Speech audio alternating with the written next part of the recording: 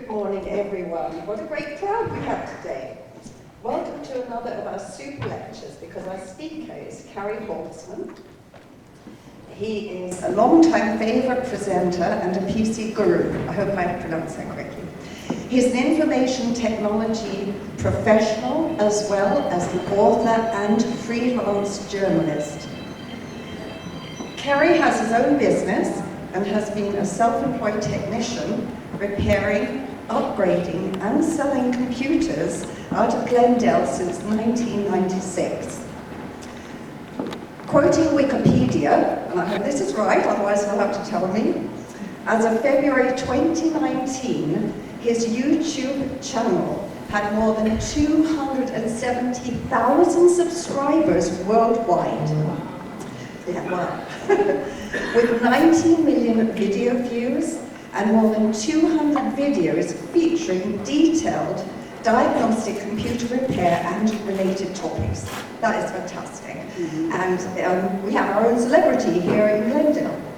In addition, Carrie also hosts a podcast named Tech Vets with co-presenter Mike Smith, also a fellow IT professional. He loves getting questions from the audience, so if you personally can think of just one question that you could ask, he would love to answer them, and also we can all learn from those answers. He truly enjoys sharing his unique experience regarding knowledge of computers and electronics in a fun and entertaining way. It's an immense pleasure to have him as our guest today, and so let's give him a huge welcome.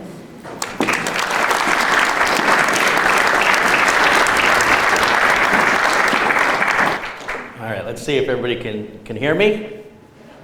And I'm on a stage, so I know you can see me. If I was down there, it wouldn't be good.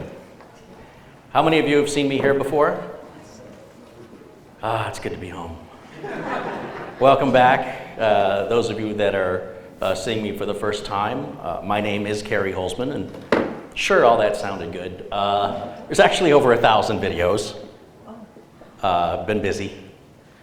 And I cover on my YouTube channel, I expose scammers who call you and tell you your computer has a virus or you're owed a refund or from the IRS, and I toy with them on the phone to expose the script and to expose their confident nature in which they speak, to try and convince you when you ask skeptical questions, how they just dig in, you know. They're really, whatever question, whatever your skepticism is, they play it out very convincingly.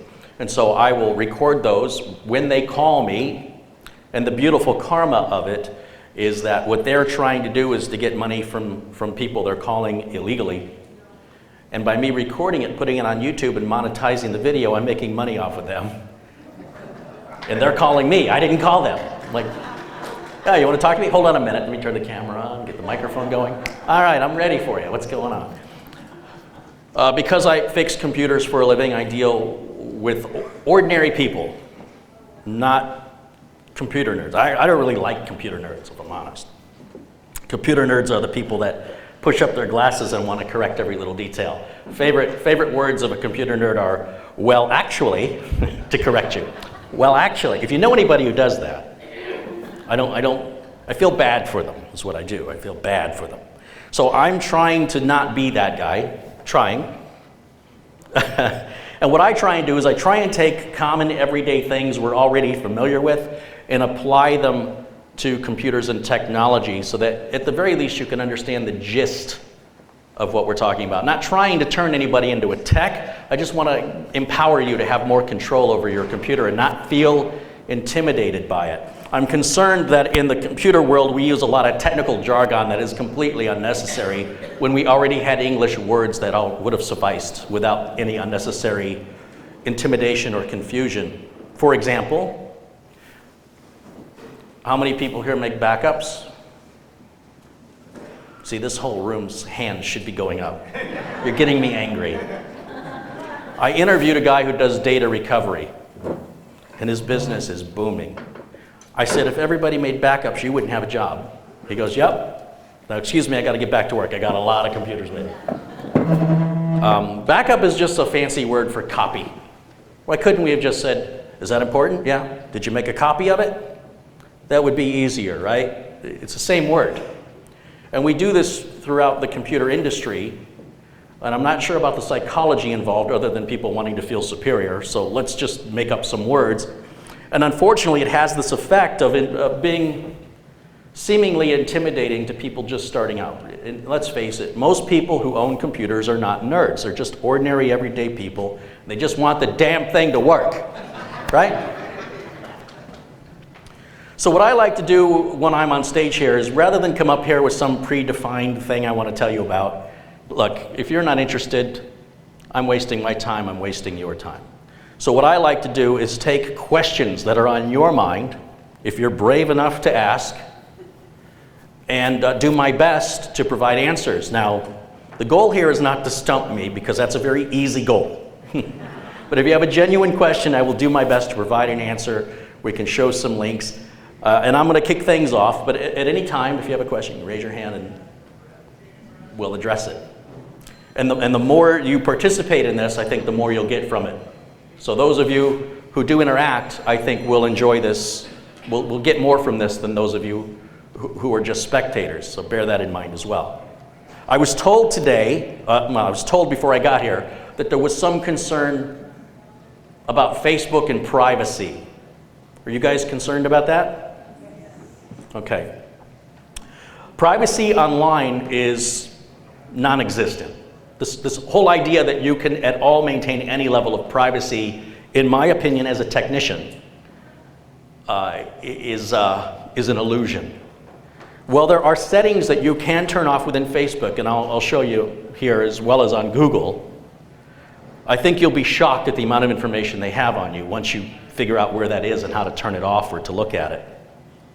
But the truth is, if you have a smartphone, it knows where you are, it knows the websites you visit, it knows the people you call, the people in your contact list. If you step outside, there's cameras, no matter where you go, that are monitoring you. If you are on Facebook, if you're just connected to your internet service provider, they're monitoring where you go. Now, to be honest, and this is going to sound a bit harsh, but nobody cares about you. I mean, as far as data collection, they're just companies with software that runs and it looks at patterns and it looks at ways that they can utilize that data to put advertising on your screen that they think would be of interest to you. Carrie went to Levi's.com 3 times this month. Let's put a coupon up there for Levi's. They think they're being helpful. They don't know who I am.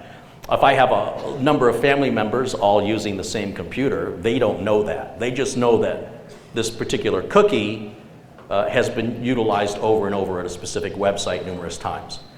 And there's a big misunderstanding of what a cookie is. So let's talk about that for a minute. A cookie is not a piece of software.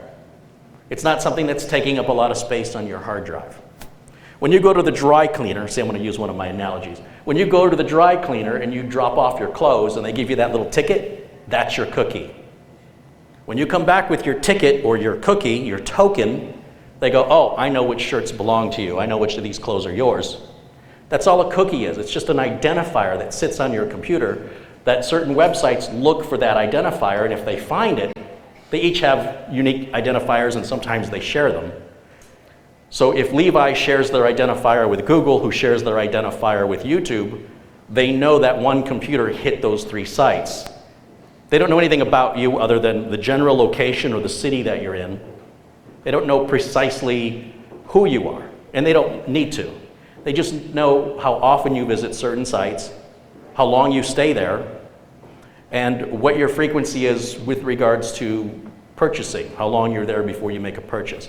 This is all this is about. This isn't about you personally. Nobody's interested in technically what site you go. They don't care unless they can sell you something. Now, if you commit a crime, of course, the police will look at that information to help them build a case against you. But for the rest of us, we have something called security through obscurity, which means if you're not a public figure, if you're not a celebrity, if you're not a politician, people don't care, right? I mean, if I say something racist, it's not going to be on the news tomorrow. So that's kind of a good thing, right? Especially the sensitivity of the times we're living in right now. But somebody who is in the public eye, clearly it's going to be under a bigger magnifying glass. And for them, privacy can be very important. Now, that being said, we can limit some of the data collection, right? Some of it is within our control if you know how to get to it. So one of the first things I want to talk about is Google. How many people here use Google? Everybody. Stop it. So Google's tracking everything you do. Search is free. When a product is free, the product is you, most of the time. There are some open source projects that are honestly open and free, but anybody here using Avast antivirus or AVG free? Okay, you guys know up in the news about that. They were collecting all the data of all the users that were using their free antivirus. And they had a subsidiary company called JumpShot that was then selling that data for millions of dollars to companies like Microsoft and Google. And then it got exposed, and then they said, okay, the solution to this is we'll just put up a little pop-up that says, would you like to opt out? You're automatically opted in to data collection. And if you just click OK, you just agreed to it. Like a lot of people don't read it, they just want that little window to go away to get back to doing whatever you were doing. And then this article got exposed showing these contracts between JumpShot and companies like Google and Microsoft, and it publicly shamed them. And then the CEO said, we're going to officially shut down JumpShot. So when they were offered the opportunity to make it right, their solution was to have an opt-out. But then when they were ashamed, then they're like, oh, we'll do the right thing now that you've caught us. But they've lost trust. I mean, it's one thing when Google's collecting data. It's one thing when Gmail is collecting data. But when your security software is collecting data, that's the antithesis of why you've got it, right? That's the complete opposite reason of what you put it on your computer for. So I want to strongly advise you to be very cautious of free products, free games online. Anything that's free, they're monitoring what you're doing. And that may not be a bad thing. They may actually show you things you're interested in and save you some money, or maybe lead you to a website to some product you never knew existed that you're interested in. When it works, it can be useful. But we are so bombarded by advertisements, whether it's radio commercials, television commercials, billboards, we tend to just tune all that out now. We've sort of become so accustomed to being constantly bombarded with advertising that on the internet, anybody who's experienced pop-ups can tell you, they're getting more and more aggressive to get your attention. And the reason I say stop using Google is there's a better option than Google. There's a better option out there. If we go to Google, let's just go to Google right now. I'll give you an example. And you can all follow along with this at home when you get home. Right up on the top corner, there's these three dots. You can see them on the screen. Now, if I go to those three dots and then go to Settings, right here is Privacy and Security. Actually, I think that's for the browser. I think that's for Google. Yeah, that's for my browser. Where is it? I might have to sign in first. Yeah, I think I have to sign in, and you click on your little account picture and go to Settings. And then within those settings, there are options that will show you all the websites you visited or searches you've done for the entire history that you've ever used Google. And there's an option to clear all that out. And I'll see if I can pull up a website that can demonstrate that for you. If you want a good search engine that isn't recording what you're doing, or at least that's what they tell us, it's called Duckduckgo, sort of like Duck, Duck, Goose. And Duckduckgo, kind of a silly name. You can just go to duck.com, it's a shortcut for that. We'll pull up very good search results without any of the advertisements. I'm not even sure how they make any money, which is a bit of a concern. And you can make it your default search so that you don't have to go there every time. You can go into your browser, whether it's Chrome or Internet Explorer, Edge, Firefox, and you can set DuckDuckGo to be your default search engine. And I'll give you an example. If we want to do a search on Google privacy settings. And the very first link that comes up is how to change privacy settings. Well, that's a download. We don't want that. Data privacy controls, explained at Google's Safety Center. You see, this information is out there. Google does provide the instructions on how to do it. You just have to find them. They don't exactly shove that in your face like the advertising. And this site will walk you through steps you can take both on should be on a smartphone as well as on a computer, Windows or Mac, and the settings that you can follow depending on what level. Some of this stuff is helpful. For example, you might need help, but you don't know where you are. If you've got one of these, you can literally type in, where am I? And it'll give you the specific address to where you are. Now, if you're one of those privacy people that said, I don't want it to know where I am, you could end up shooting yourself in the foot when you need help and it can't tell you because you turned it off. It's like somebody who puts bars on their windows to keep a burglar from coming in, but then their house catches fire and they can't get out. Question, yes? Once in a while I get a pop-up that says, hide your searches or something, so they can't track it. Is that feasible? So I'll just repeat what you said so everybody can hear it. Every once in a while you get a pop-up that says, hide your searches. They're trying to sell you something.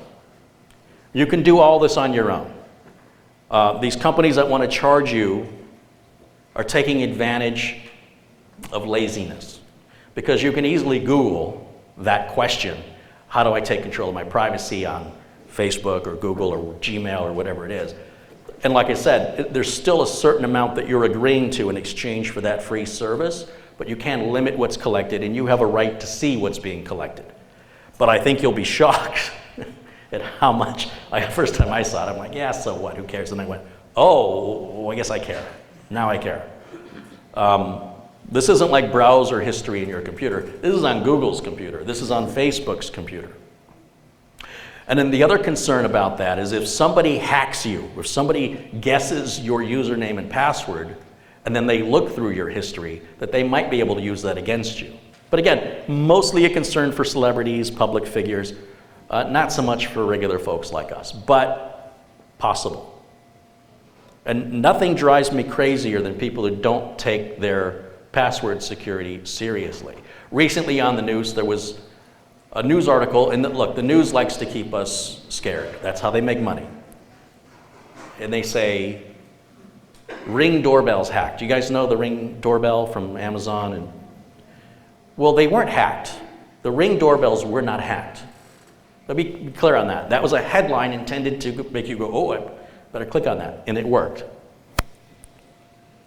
What happened was a number of websites were hacked, and the databases of all the users were exposed, including login names and passwords.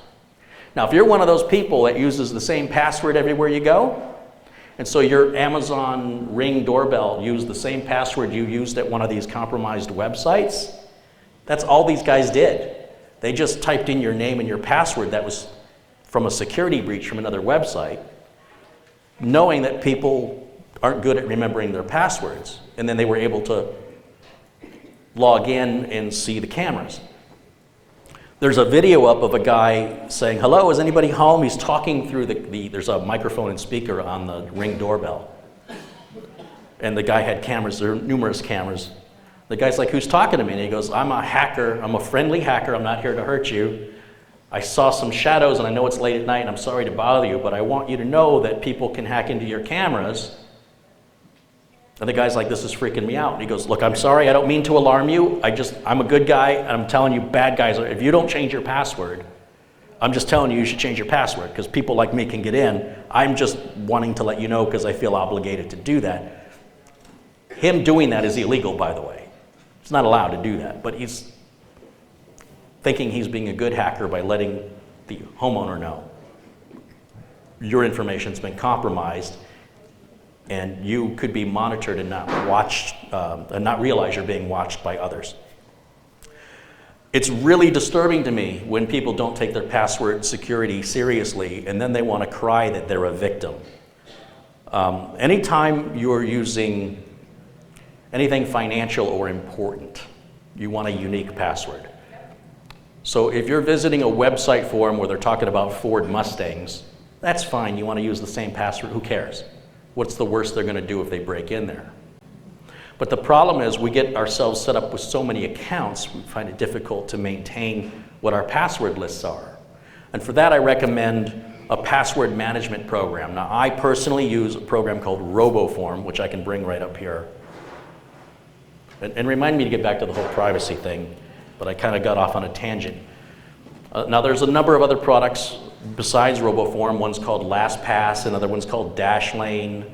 KeyPass is another one. I like RoboForm. It's easy for me. I like easy. I'm a simple guy. It's like 20 bucks a year. And all I have to do is remember my login for RoboForm. That's the only login name and password I have to remember. Now, if I don't set a good, secure password at RoboForm, if my password is 12345, then it'd be easy to log in as me on RoboForm and have all my logins and passwords to every site. My bank, my credit cards, everything. So you've got to take your main RoboForm password very, very seriously. And that means at least 12 characters long. And here's the thing about passwords. You know, the guy who decided, who was tasked with making the rules, what makes a good password, he had nothing to go by. He had no precedent. So he made it up. Well, you want a mixture of upper and lowercase characters and a special symbol. Where'd you get that from? The media asked. He says, I made it up. And they said, is that secure? He said, no. I mean, it was back then when they asked me, but today it's not secure. So what's a good way to come up with a password? A couple of things. RoboForm has a password generator. You tell RoboForm, I want a password that's 12 characters or 20 characters long. Make it random, make it upper and lower case, throw some numbers, and RoboForm will generate it. And then you can copy and paste it, and RoboForm will remember it for that website. So if I want to log into eBay, I just go to RoboForm and click on eBay. It takes me to the eBay website, puts in my name, puts in my password, and logs me in. But some people say, look, I don't want to pay for this thing. What's a good way to make a password? Come up with a phrase. And remember that phrase. I have a customer who made his phrase his dog. My dog Duke 01.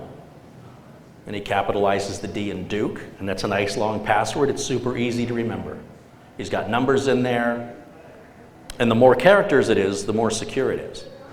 And running words together is just as hard to crack as running gibberish together. But words are a lot easier for us to remember. So if you can put together a little sentence of something that's meaningful to you, and you could say, use that as a RoboForm main password, then let RoboForm generate all these other nonsense passwords. Because I visit over 100 websites, which I didn't realize until I looked at RoboForm and how many sites I've got saved. There's no way I'm going to have a piece of paper and I'm writing and scratching out. And some people say you should change your password every 3 months. I don't think that's necessary. I think, in my opinion, if you have a good, strong, secure password, leave it alone. But you can do everything right. And I want to emphasize this because this applies not only for passwords online, but for your credit card. You can take all the right steps in securing your credit card and have the credit card company be breached and all your information's out. Like Equifax got hacked. You didn't do anything wrong. Yet most of us in this room had all of our private information, social security numbers, all that was exposed because Equifax dropped the ball. And none of us asked to be in Equifax's database, and none of us can be removed from it. So what choice do you have? Well, like car insurance, you can't control whether the other guy has car insurance, right? So you just look out for yourself and everything else is out of your control, and we accept that. That's kind of the state of internet security right now. If we look at the number of breaches that have occurred, it's Home Depot, it's Lowe's, it's Wendy's, it's TJ Maxx. The list goes on and on and on. And there's a funny meme online for us IT guys, and it says, this is a picture of companies before a data breach, and they're just real stingy with their money. We don't have any money to spend on security. It's not in the budget. Then after the security breach and all of the bad publicity, it's take the money. Here, how much do you need? Here, take it all. Take it, fix it. But once the cat's out of the bag, look at Yahoo. Every single Yahoo account was hacked. Nobody got out of it. Why do people still use Yahoo? How do you trust Yahoo anymore? Once Avast and AVG were shown to expose and sell their customers' data without being full disclosure that that was what they were doing, how do you re-earn trust? It's very difficult. And furthermore, we should be skeptical when a company like Duckduckgo says, we don't collect your data. Well, we're going to take their word for it, I guess, until it's proven otherwise, but what proof do we have? So on Facebook, let's see if I can go to Facebook, there is a couple of ways that you can control what people see about you. I don't have my account. Everything is always going to be found universally, where we're talking about Google or Facebook, under your account settings. That's usually found in the upper right corner. And we're not seeing it because I'm not logged in and I don't want to log in because then it's my account, right? But you would go to that little picture of you that you've set up on Facebook in the top right corner, and you'll see a button that says Settings. And you'll click on Settings. It's not a button, but it's an option in a list. And then under that will be Privacy and Security settings. And it lets you control who can post on your page, what people can see about you. If you want people to be able to see your phone number, or only you want people that you've connected with to see your phone number, or nobody ever can see, these are the kind of options that are available to you. But they're not set that way by default. You have to go in and change them. Like everything is open, or at least it was, by default. And they're sort of counting on people's laziness to not bother changing it. So if we find another way to do this, we'll go back to Duckduckgo, and I'll type in Facebook.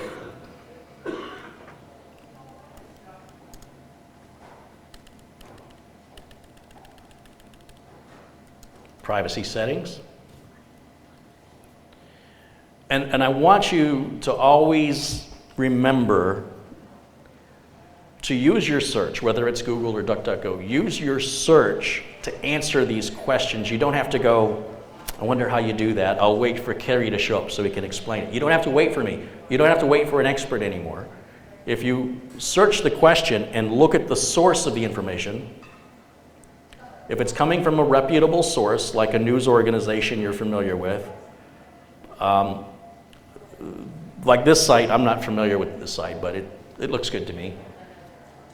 There's a privacy checkup you can run on Facebook. They explain to you where that is and how to run it, and it'll evaluate your security. And you can see this goes on for quite a while. There's a lot of different security settings, what they do, and it's a lot for me to cover while I'm up here, other than to just kind of lead you to the process, and then you can follow that through. And it's something you should only have to do one time for each account. So if you want, when you log into Google, once you set those settings with regards to your privacy, they'll stay that way. When you log into Facebook, once you set your privacy settings, they'll stay. But for each site, you'll have to do that. Same for Twitter. I see a lot of people also using their internet service provider's email. Like I'll get emails from people at cox.net. I'm advising people don't use your internet service provider's email. And the reason I advise it is when you leave or get a different internet service provider, you lose that email address. It's just gone. So if you get a free email address like Gmail or Hotmail, or I'll even say Yahoo, even though I have trouble trusting them again, you can keep that email address for life regardless of who your internet service provider is. And a lot of people don't worry about this until it happens, and then they'll go, you know, Kerry talked about that about a year ago. I know what he means now, because I didn't think I had any plans to change my internet service provider, and now I do, and now I'm going to lose my email, and I got to let everybody know. And then if I forget somebody and they try and email me, I'll never know, because that email is going to be turned off. So by going with one of the free services, not only will you have an email address for life, but no matter where you go in the world, you can log into gmail.com using somebody else's computer, as long as you remember your login name and password and have access to your email anywhere in the world on any device connected to the internet at any time, which may or may not be true with your ISP. Some do that, some don't. But again, there is a price for free. There's no support, there's no guarantees. But if you've ever called your ISP for support, you might find out it's not what it's cracked up to be. Does anybody have any questions? Yes? Oftentimes my computer will say, do you want us to generate your password? They have this real complicated password. So he's saying sometimes this computer says, do you want us to generate your password? I've never seen that. I'm sorry? A lot of times it'll ask you to remember you want it to. Oh, yes, yes. So your browser may ask, do you want us to remember your password? That's very insecure. Like, I could log into your computer right now and pull that entire list of saved passwords up very easily. So it's convenient. Look, the easier you make it for you to get in, the easier you make it for other people to get in as you. Is the best way I can explain it. When I'm trying to think of an analogy here. Some people, I have a friend who's got door locks on the front door of their house that they can just hold their phone and push a button and it unlocks the door. I'm not a fan of this. And I'm not a fan of it for a couple of reasons. One, what do you do when the batteries die? I don't have to change batteries in my doorknob. Never happened. Don't want to start now. Two, what if somebody is able to pick up the transmission that their cell phone is sending to the lock and clone it or replicate it, then they can get in their house. Thieves are lazy. If I have a highly desirable car and I've rolled up the windows and locked the doors, and you park next to me in a piece of junk with the windows down and the keys in the ignition, which one do you think the thief is going to take? That's how thieves work. That's why they're thieves. So sometimes all these things that we're doing, they're just deterrents, right? They're not guarantees you're not going to be a victim. They're just making yourself less likely to be a victim. And if you tell your browser to save your password and you get a virus or malware, it could theoretically grab that data and transmit it, and now the thieves have it, and you would never even know it happened. So if you have asked Google to save your passwords, and you've done that, how do you get rid of that and get your passwords out of Google and rectify? Well, it's not Google that's saving your password, it's your browser. So if it's Google Chrome, if it's the Chrome browser, you would, regardless of what the browser is, you would go to Settings, and there'll be a checkbox to reset the browser. Internet Explorer, Edge, Firefox. There's a button to clear the passwords out and reset it, which is what you would do if you were going to give the computer away or sell it, right? Because you wouldn't want those people to have that information. See, the beauty of RoboForm is you have to have my login and password. So if I sell you my computer and I forget, you still see RoboForm, and it's going to ask you for a password you will be unable to provide. So I'm still okay. Because RoboForm won't release any of my stored passwords until I tell it the master password first. And then I won't have to do it again for 10 or 15 minutes, and then it resets and I have to put it in again, something like that. And all these products work the same, by the way. LastPass, it's kind of a Ford versus Chevy, you know? So just like your browser, Firefox versus Chrome versus Edge, they're all vehicles. They all do the same job. Some people have preferences for numerous reasons over why they use one or the other, but they universally have a settings option. It's always found in the upper right corner. And then within that, you'll see, typically under privacy, there'll be an option to reset the browser, which will clear out everything. Yes? Yeah, I've had you off, ever since I started doing this stuff, it's been a few years. I don't have a password. I take my phone and I log in with my username, then they'll have a thing on my phone, are you trying to log in? I put yes, it zips me up a 6-digit, you get the one every time, of course. That's worked real well, I haven't had any problems with that. So probably got to remember your phone when you go to the computer. Yeah, so that's called two-factor authentication, and that means if somebody were to get your name and password, like if you tried to sign in as me on Facebook, it'll say, please enter the 6-digit code from your phone. So I better hope I'm signed in on my phone or I'm screwed. And then I bring up my phone, I go to Facebook, I go to settings, I go to code generator, it puts up a code, it's good for like 3 minutes, I enter that code, and it says, do you want us to remember this computer, or are you in like is this a public computer? So that when you close the browser, we'll forget it, so the person can't come in behind you and continue where you left off. You have that option. And then when you say remember this computer, it'll leave a cookie, that's how that's done, and it'll remember you. Not everybody offers two-factor authentication, but it's extraordinarily important because first of all, it's a pain in the butt. I'll tell you right now, if I want to sign into my PayPal account, I really don't want to. Because I got to put in my name, I got to put in my password, which RoboForm will do for me. But RoboForm does it so quick, it says, are you a robot? Click here. And I need to get a t-shirt, I'm not a robot. And then it says, we're going to send a text to this phone number ending in these last 4 digits. Are you okay with that? I go, yes. Then my phone buzzes and I click the thing and then I got to unlock my phone with my thumb. Then I see the code and then I enter the code and then I'm in PayPal. But I have to because I'm on YouTube. I have people attacking me constantly. I'm a public figure, not a big one, but enough of one that it can attract some of the wrong attention from lawless individuals who want to say, oh, this guy thinks he knows so much, I'll teach him a lesson. I get a lot of that. So for me, two-factor authentication is absolutely critical. Yes? Would you speak to 5G technology?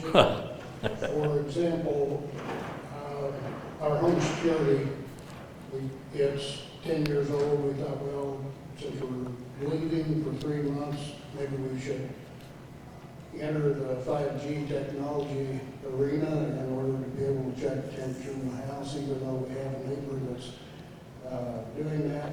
When I started reading the information on 5G, I was scared of what might be collected.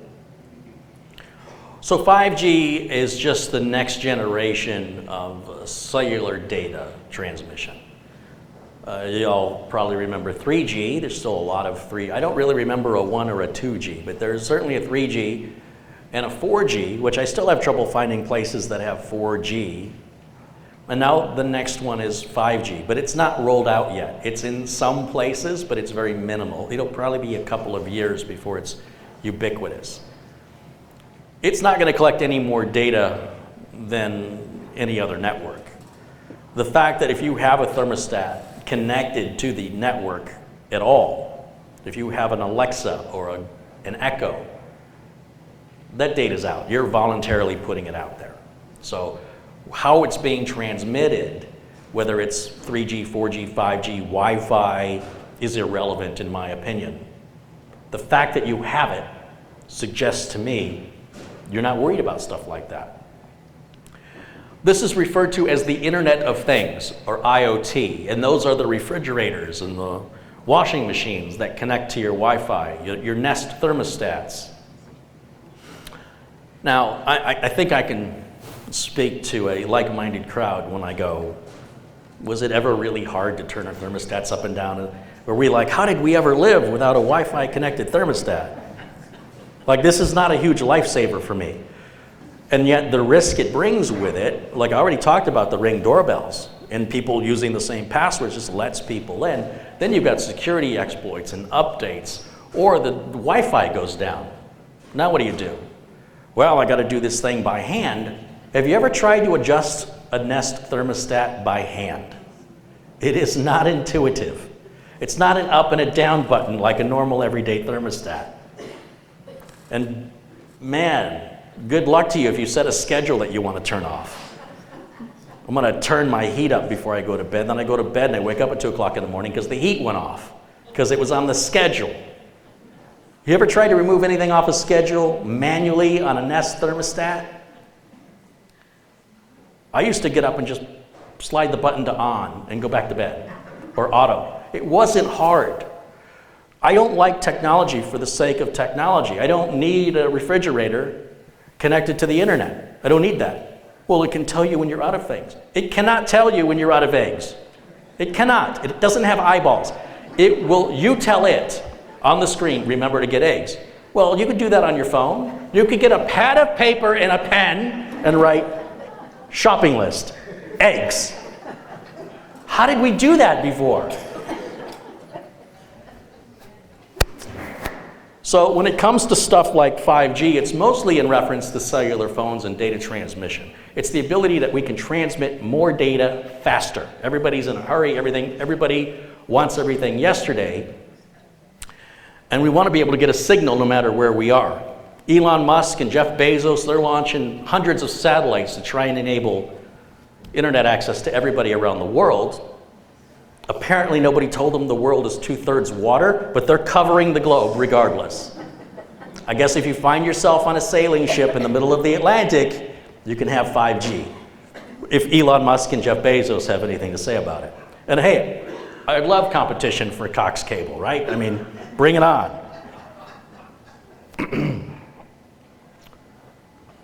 These things. For a long time I came here and I showed off a flip phone. People were shocked. They said, you're a computer guy. You got a flip phone? I go, yeah, I use it to make and receive phone calls. What a shock. And everybody would talk to me like they worked for Verizon.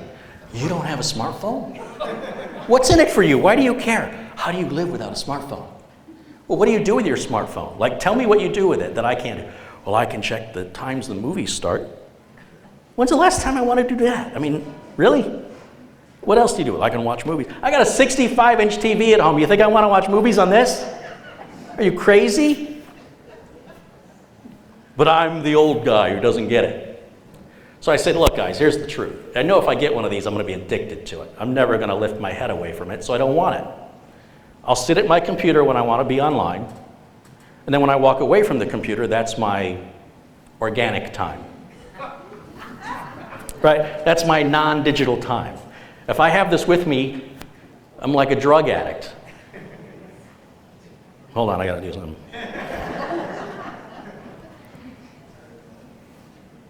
But then you realize how much these things do. You don't need a digital camera anymore. Hell, remember film cameras?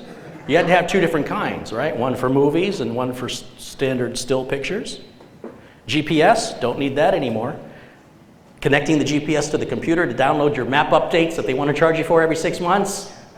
Don't have to do that anymore. Anybody else? Tell me what else this replaces. This replaces a lot of stuff. Anybody? What else does this replace?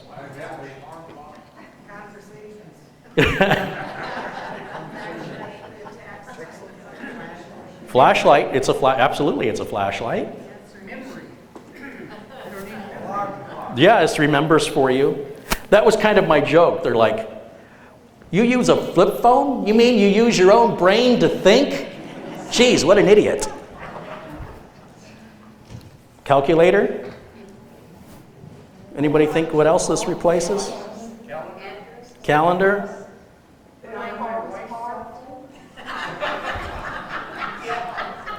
I'll tell you what cracks me up about this, and it's kind of it's a lead into a joke, which is nobody ever says it replaces a telephone. Like nobody ever says, oh, you know, you can make and receive phone calls with it. They like name everything it can do but that.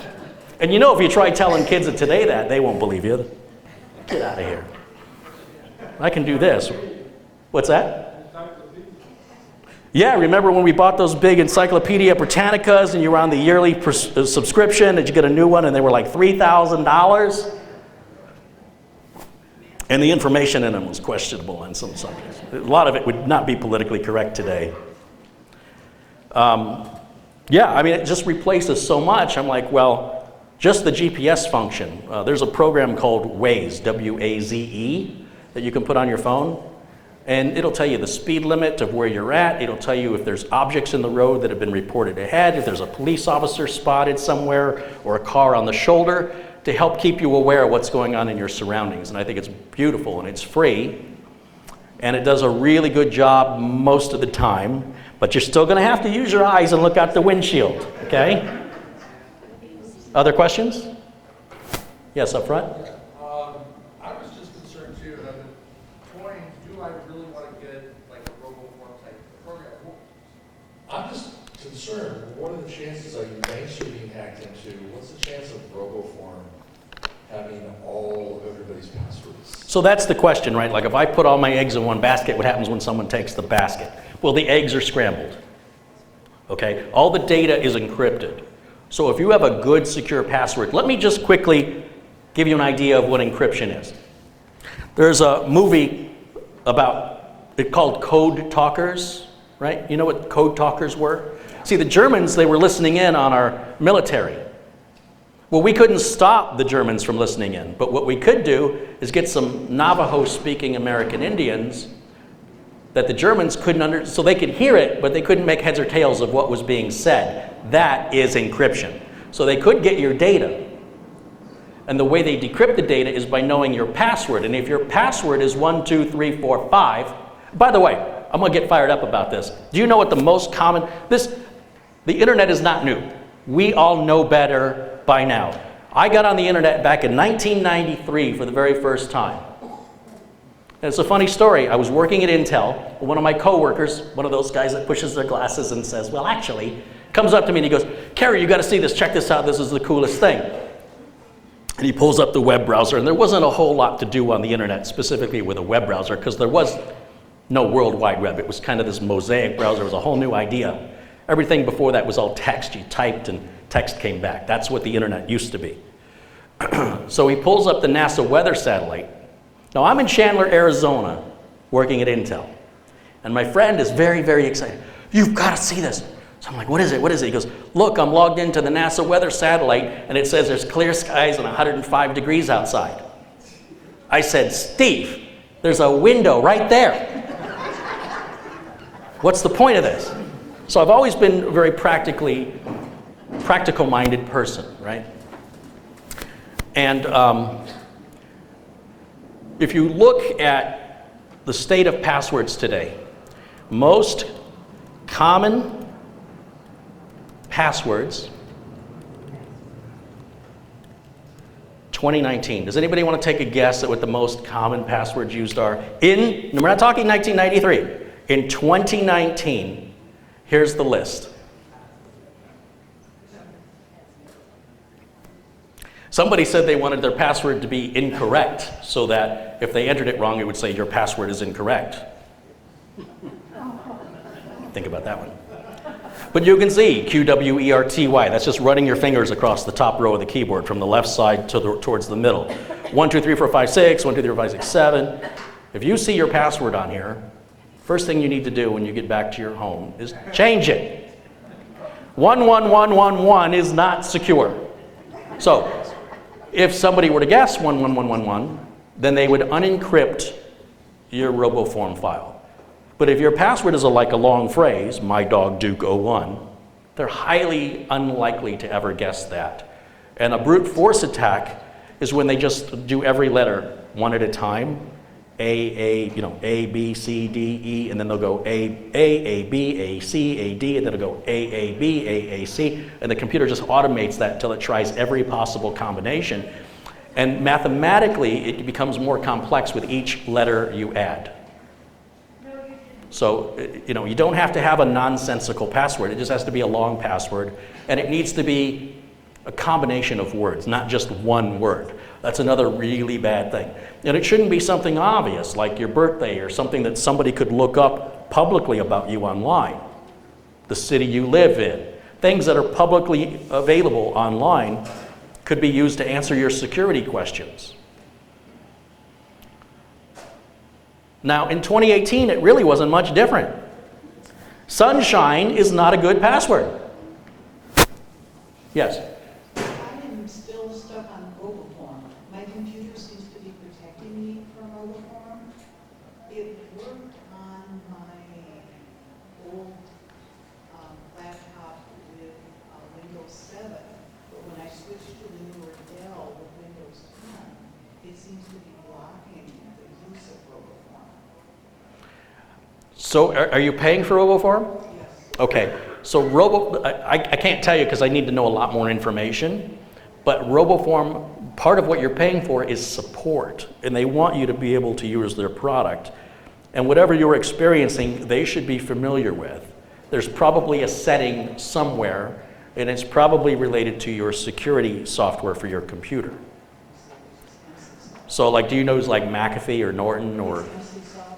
MCSoft is I highly recommend that program. Do you know if you have the antivirus version or if you have the PC security version? See, the reason I ask is antivirus, all it does is protect you from malicious software. The PC security has like firewalls and all this other stuff. But MCSoft is a big company and RoboForm's a big company. They know of each other and they should play well together. But my guess is it's MCSoft that's probably blocking it. But I would reach out to RoboForm, whether you call them or email them, or again, we can go to Google or we can go to Duckduckgo, and we can type in whatever the, word for word with the error messages that you see. Type it in exactly word for word with the word RoboForm, and then see what websites come up. Thank you. And please don't use search to find a support phone number. Please don't do that. Like, oh, I need to call Dell, I need to look up Dell's support number. Most of those numbers are fake. So if you're going to Google a phone number, to make sure you've got the right phone number, Google the phone number you're about to call. If that phone number shows up to be support for a number of different companies, it's fake. So I did a video where I called the guy that claimed to be Candy Crush support, which it wasn't. And he said, hello, technical support. And I go, yeah, is this Dell support? And he goes, yeah. And I go, oh, I'm sorry, I didn't mean to call. Oh, no, I know what I said. I said, I'm sorry, which support is this? Because I knew that the phone number was used to represent Gmail and Google and Symantec and Norton. I mean, when you Googled the phone number, the truth came out.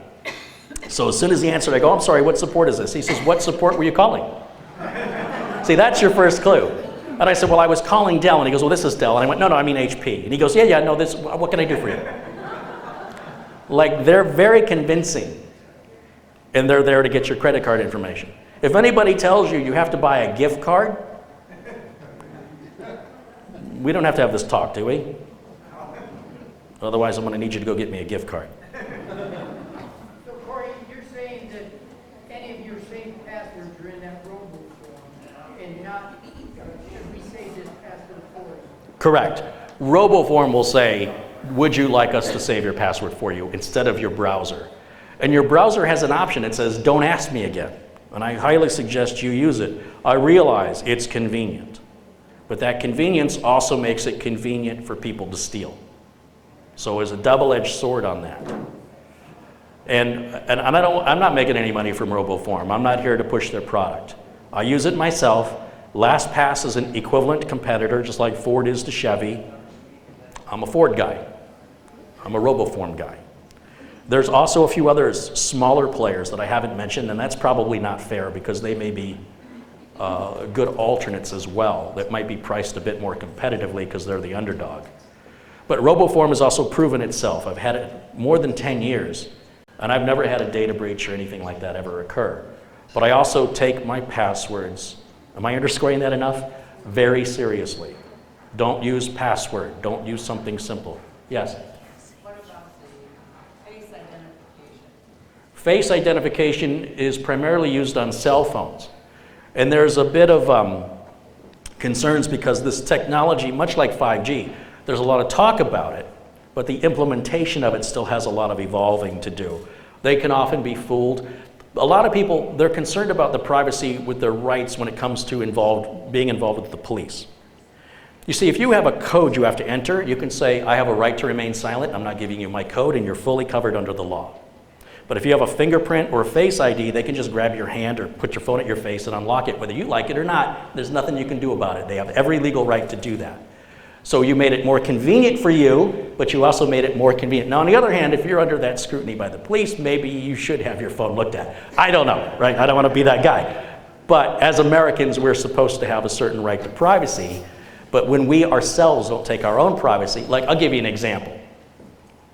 I'm in the store the other day, and this person is trying to pay for their goods, and the credit card's not going through, and they're like, well, hold on, let me call my credit card company. There's a line of people at Walmart. She goes, yeah, I'm trying to make a purchase. You want my credit card number? It's 4081. I said it's 408, what, can you hear me? 408, like they're broadcasting it to all of Walmart. Not thinking, look at where you are. So sometimes we're not thinking and we inadvertently provide everybody around us with our information, even though ordinarily we have good, long, secure passwords, we follow all the rules, we're very cautious with our credit card, but then we do something like that. Yes? I have another question. We do a lot of markets. We go to Happy Trails, and they have these handheld card readers for your credit card. Okay, yeah. Is that a good thing to do? Because after I've been there, I had my credit card hacked. So you're asking about the little portable credit card readers that some merchants use.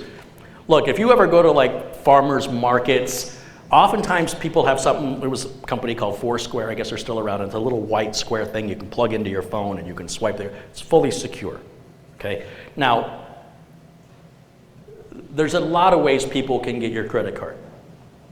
Whether the merchant themselves is dishonest, or they didn't have good security, or the company that they're using doesn't have good security, or the credit card company or the bank doesn't have good security. It may not have been anything that you did, but this is why you should use your credit card versus your debit card. Look, as far as I'm concerned, you can take all the money you want from the banks. Take it. But when it comes out of my checking account, we're going to have a problem. So when I'm making purchases from merchants, like I'm good with Amazon. I know they're not going to do anything. But when I'm making purchases online, I prefer to use a credit card or to use my debit as a credit card, because there's usually no difference in what I have to pay. It's on them. The difference is what they pay for the transaction. So I don't think there's anything wrong. I go to events all the time where they have those little portable readers. I've used one myself. In fact, there was a time when I wish I had one when I was here selling my books, and I was cash only because I had no way to take credit cards. So no, I wouldn't say just because somebody's got a portable card reader that there's anything wrong with that. And it may or may not have been related to something that you experienced, but that's not normal. In the back, we have a question. Recently I saw something online that talked about going to an ATM machine, and before you put your card in, your credit card in, or debit card, you hit the cancel twice, and if there's anything put on the machine to copy your card or information, it'll not do it. Is that correct? No. I'm a very technical, logical, Mr. Spock kind of guy. And nothing bothers me more than the ritualization of behaviors, which is practically superstitious. I think it's bad luck to be superstitious. Let me just... All right, wasn't that funny? Okay. Let's stick to my day job. I run into that all the time because anybody can say they're a computer technician. And some computer tech will say, you got to do this and do that and do this, and it fixes that problem. And I go, well, why does it fix that problem? I don't know, I'm just telling you that if you do this and do this, so if I wave some chicken bones over my head and circle 3 times, and then I type this command in, the computer works. So I'm going to do that every single time, and I'm going to tell other people to do it because it worked. Well, did it occur to you that it was just the command at the end that you typed that was the thing that fixed the problem, and the chicken bones and the twirling were completely unnecessary? Now that's an exaggerated example, but this idea that you're going to bypass security by hitting cancel 2 times, no. They often put skimmers on gas pumps and sometimes ATM machines, and what a skimmer is, it's a little piece that fits over the card reader that looks like the card reader, and it often just covers it. So if you grab it and pull on it, it'll come right off. And this happens mostly in gas pumps. They're finding them all around the valley. Now, the way that I'm able to circumvent any issue with the gas pumps is I have a gas station credit card. So I go to QT. No thieves want a QT gas station credit card. They want your Visa or your MasterCard or your Discover. They don't want a gas station credit card. It's not useful to them. They can't go to Target. They can't go buy shoes. So, and I get 5 cents off a gallon when I buy at QT. So it's great. I'm buying the gas anyway. Why not get a little discount? And I think it's better for my car to just stick with one brand, although that might be an old school thought. But back in the day, qualities of gas varied, and you could get more cleaner gasoline from one place to another. So I use the same gas. Anyway, that's one way to avoid it. The other way is you can grab that thing and pull on it, see if it comes off. Just make it a habit to grab it and pull on it. If it comes off, you go in the store and let the clerk know. And then you might want to get the heck out of there in case somebody's watching you and wants to come after you because you just stole their little piece of technology. But the other thing they're doing now is they're opening up the gas pumps and putting a little Bluetooth sending unit inside. And if that's the case, you can turn your Bluetooth on and there's an app you can download to locate. Is anybody really going to go through all this trouble? So don't use your debit card at the gas pumps. Use a credit card or pay cash. When it comes to an ATM, if you're sticking with your own bank's ATM, you'll probably be okay. But when you're traveling and you're in an area you're not familiar with, or you're in a bad part of town, you might want to have those precautions. Though it can happen anywhere, it's more likely to happen sort of on the outskirts, like on a road trip and you're driving through some little town. It can happen in places like that. Or you're in an unfamiliar place where you're not aware of the type of crime that occurs in that area, and they might be everywhere. But by using the credit card, you are going to be protected under fraudulent charges. You'll have to, let them know and sign some paperwork that you sign an affidavit that it's not you, and it'll come off. So at least it's not coming out of your checking account, right? So when you're buying the gas and it asks you credit or debit, always pick credit or pay cash. And I realize some gas stations charge a little bit more for credit, but is it worth paying that little bit more, or is it risk, and you get that peace of mind, or is it worth saving the 4 cents a gallon and then wondering, am I going to be suffering a data breach? Am I going to show unnecessary charges or unauthorized charges on my card? Like, I have a PayPal credit card, and what I love most about it is anytime I use it, I instantly get an email from PayPal. Oh, I see you just spent $24 at Grimaldi's Pizzeria. Yes, I did. It's instant. So the minute a charge goes through that isn't mine, my phone vibrates. I'm like, what's this? Oh, I didn't do that. And I know immediately. I don't have to wait 30 days till my statement arrives in the mail. I know immediately I did not make that charge, and I can put a stop to it before it gets any worse. 2 questions for you. The first one, I use Avast for the iMac and iPad. You mentioned that as possibly not a best choice. Is there a different one that you would recommend? I'm not a Mac person, so I'm far from an expert on Mac. Macs aren't the biggest target because there's fewer of them. So the virus raters, percentage-wise, if the virus can affect 10 million people versus a million people, you're going to go after 10 million for the same amount of effort. There are viruses that exist, and you should have antivirus. But what's best for the Mac, I honestly don't know the answer to that. But, and Avast may not be bad. See, they've been called out and shamed, and they're probably doing everything right now. But will they go back to their old ways? That's a decision you'll have to make. It doesn't make their product bad. It was a little deceitful that they were collecting data and they weren't being fully transparent about that. So second question, a couple weeks ago, I had a phone call on my iPhone. It came up as caller ID with kind of like a Chinese name at gmail.com. It rang once.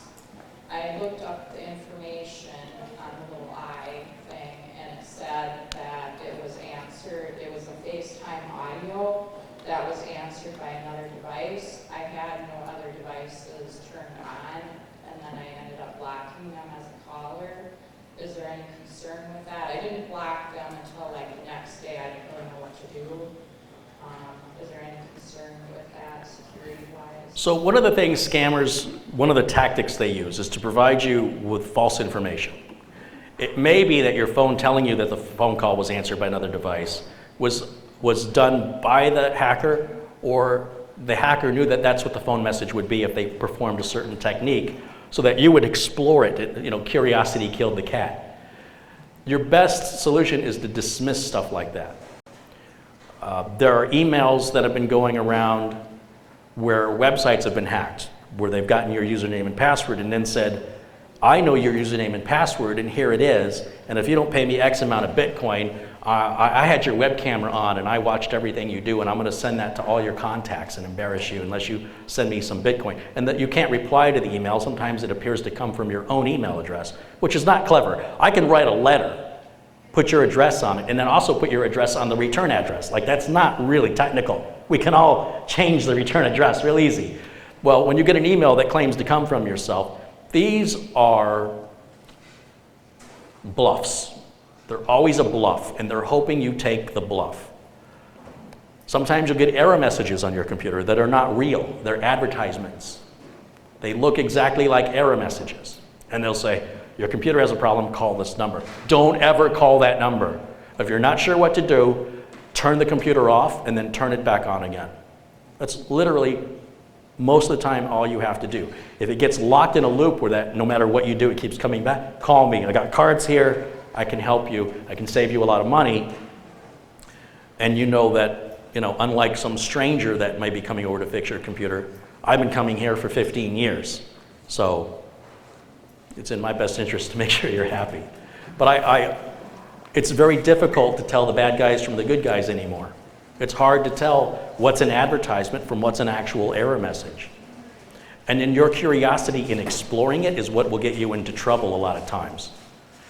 Oh, here's an email list. Click here to unsubscribe. I never subscribed to this, and when you hit unsubscribe, it could inject malware on your machine, or at the very least will let them know they've got an active email address that somebody's looking at.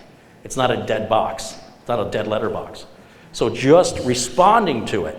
Now, unless it's a big name company, like if it's Google or Gmail or Sears, well, is Sears even around? You know what I'm saying? If it's Amazon, they will abide by unsubscribe requests.